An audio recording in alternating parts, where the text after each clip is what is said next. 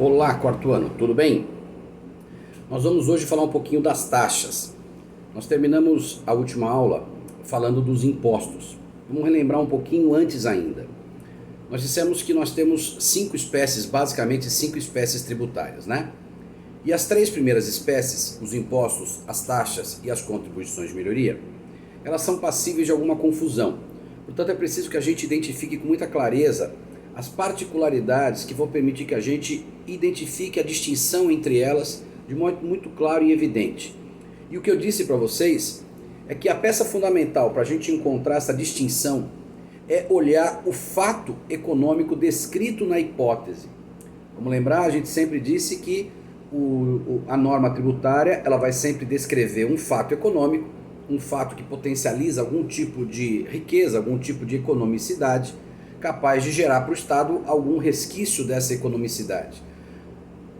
Quando o fato descrito pela hipótese é uma atividade do próprio contribuinte, portanto é o contribuinte que isolada e autonomamente realiza a conduta, sem qualquer atuação prévia do Estado, sem nada que o vincule a qualquer atuação estatal, a gente está diante dos impostos.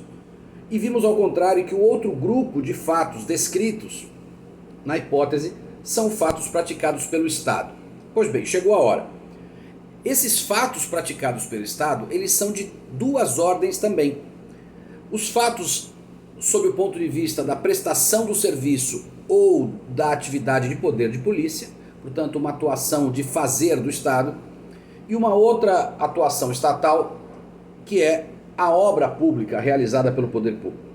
Portanto, dentro desse segundo grupo de fatos econômicos, que são aqueles fatos praticados pelo Estado, nós temos os serviços que darão ensejo às taxas e as obras públicas que darão ensejo às contribuições de melhoria.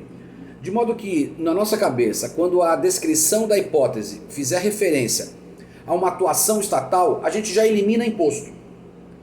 E aí teremos que descobrir, esse fato econômico estatal está descrevendo uma atividade estatal na forma de serviço ou poder de polícia? Se a resposta for sim, então a gente encaminha para a taxa. Se a resposta for não, ele indica uma obra pública e, portanto, os nossos olhos se voltam para a contribuição de melhoria. Portanto, a taxa, gente, é um tributo que tem por hipótese de incidência uma atuação estatal na forma de um serviço público ou na forma do exercício do poder de polícia, imediata e diretamente vinculada a um contribuinte. É o que a gente chama de referibilidade. Portanto, essa atuação estatal na forma de serviço ou do poder de polícia, ela tem que ser diretamente vinculada a um contribuinte, a uma pessoa, que, portanto, ou recebe esse serviço público de modo individual, ou ele causa também individualmente a necessidade de que aquele serviço público, aquele poder de polícia exista. Portanto, vejam, não basta para a configuração constitucional da taxa a existência de um serviço público. É preciso, ou a existência do poder de polícia. É preciso que a gente tenha esta referibilidade, esta vinculação. Por isso que as taxas são chamados de tributos vinculados, porque há uma direta correlação entre a atividade estatal e o contribuinte que imediata e diretamente recebe os efeitos dessa atividade pública. O que significa dizer, pessoal, que os serviços públicos universais, aqueles que são patrocinados em favor de toda a sociedade, sem que a gente consiga identificar quem é de fato ou quem são de fato os beneficiários, como é, por exemplo, a segurança pública, em que a gente não consegue individualizar os beneficiários dentro da sociedade, porque é toda a coletividade que é atingida, então nós não poderemos fazer com que sobre esta atividade se cobre taxa para que ela exista ou em função dela existir. Eu não estou dizendo que nós não precisamos ter segurança pública. O que eu estou dizendo é que o serviço de segurança pública ele não pode ensejar a cobrança de taxa. E, portanto, qual o dinheiro que remunerará o serviço público de segurança pública? Os impostos. Eu também não estou dizendo que imposto é feito para a segurança pública. O que eu estou dizendo é que os impostos, como não são vinculados, eles servem a todos aqueles serviços públicos que sejam universais. Porque os serviços públicos individualizáveis por encontrarem alguém na outra ponta, que a gente consegue identificar como usuário ou causador desse serviço, a gente consegue, portanto, cobrar só desse sujeito. Portanto, a primeira coisa é entender que a taxa é esse tributo que tem, por hipótese, uma atividade estatal na forma de serviço público. Portanto, uma atividade de serviço público prestada em favor de um contribuinte, como é a emissão de passaporte, a emissão de um alvará, a emissão de um habite-se, a emissão de uma certidão em favor daquele contribuinte, ou de poder de polícia, o exercício do poder de polícia. A gente viu que o exercício do poder de polícia é uma atribuição que o Estado tem, um atributo que o Estado tem, de intervir na esfera privada, restringindo essa atividade privada, que em tese seria lícita, mas que por potencializar algum risco à sociedade, o Estado então precisa operar uma fiscalização, uma vigilância em relação a esse serviço. Exemplo, é possível ter empresa em Cubatão? É, mas elas potencializam risco ambiental com a poluição? Sim. Portanto, o Estado tem que prover um mecanismo de vigilância ambiental. Esse mecanismo custa dinheiro. Quem é que vai formar a remuneração para que exista esse dinheiro? Aqueles que causam a necessidade do serviço. Portanto, a empresa de Cubatão, que em tese pode poluir o meio ambiente, é dela que vai sair o dinheiro para remunerar esse serviço na forma de taxa. Pode ter venda de hambúrguer? Pode. Mas vender hambúrguer potencializa risco à saúde de quem compra? Sim. Portanto, o Estado tem que prover meios para garantir a fiscalização, a vigilância sanitária dessas atividades. E, portanto, nós vamos cobrar a taxa de quem? Daquele que causa, daquele que potencializa a atividade pública, o vendedor do hambúrguer. Por isso que essas empresas que potencializam risco de meio ambiente, de saúde pública, elas pagam uma taxa anual para se submeterem a essa vigilância sanitária. Portanto, nós temos duas coisas muito importantes. Quem é o pagador da taxa de serviço? É aquele que realiza, que é beneficiado com o serviço. Portanto, é aquele que recebe a atividade pública imediata e diretamente em seu favor. E quem é o pagador da taxa de poder de polícia?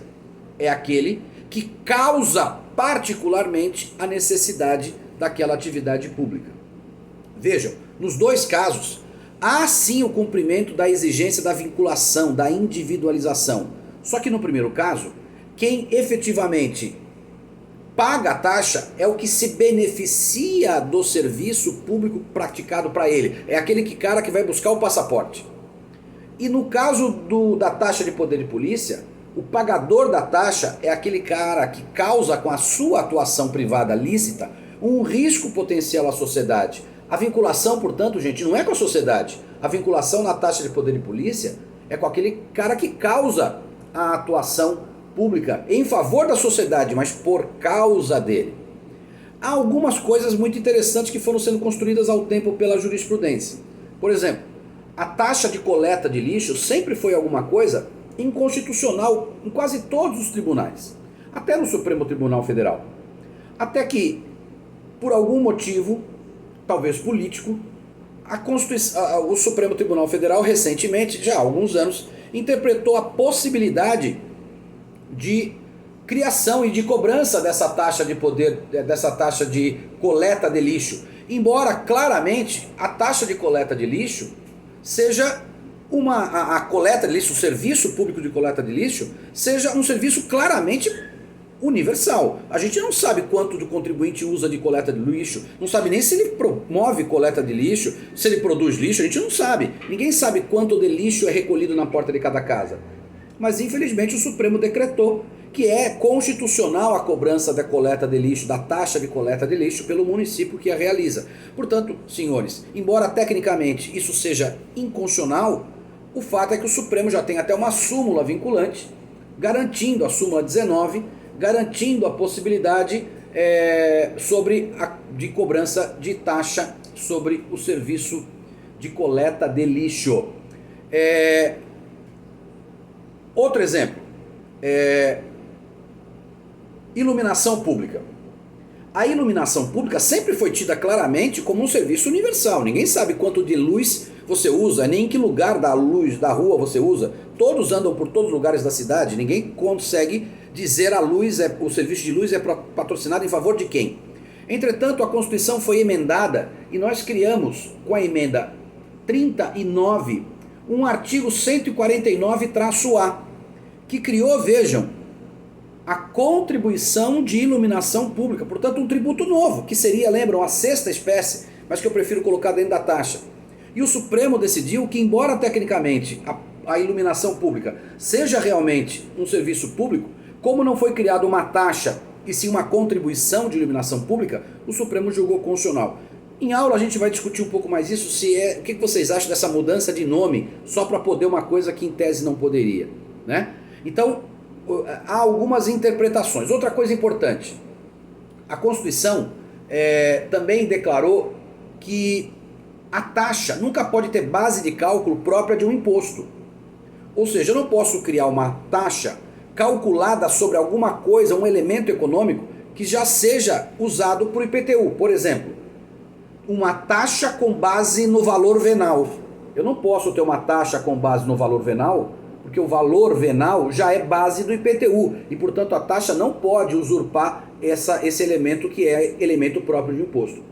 Nós vamos ver em sala de aula, para não alongar o vídeo, que no caso da coleta de lixo, a taxa de coleta de lixo há uma possível irregularidade. Porque a taxa de coleta de lixo é baseada individualmente na metragem quadrada de cada um dos imóveis da cidade. E a metragem quadrada é justamente o elemento métrico usado para calcular a base de cálculo do IPTU. Portanto, seria um modo transverso de violar essa determinação constitucional que impede que as taxas tenham de fato base de cálculo própria dos impostos, que é o 145, parágrafo 2º da Constituição, que traz essa vedação.